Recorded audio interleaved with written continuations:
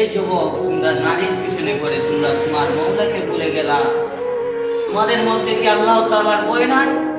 যে আল্লাহ তোমাকে শ্রেষ্ঠ নবীর উম্মত হিসাবে পাঠাইছেন, সে মৌলাকে কেমন করে ভুলে গেলা? যুবক, তুমি কি একদিন মরবা না?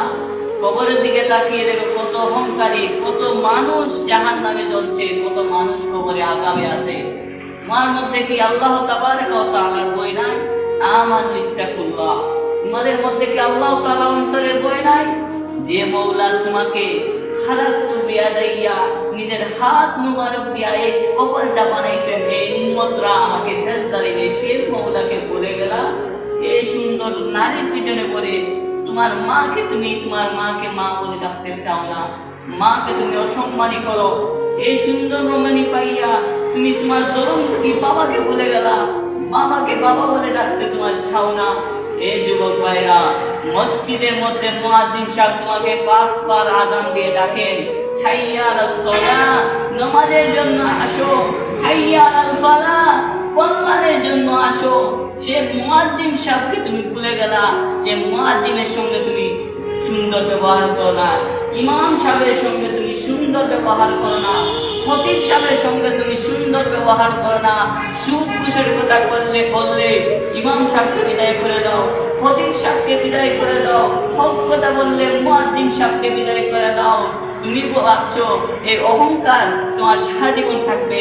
অহংকার একজনের চাদর, তিনি হচ্ছেন রব, খালিক, মালিক, আর রহমান, আল কারিমুল, সত্তারুল, আর জব্বারুল।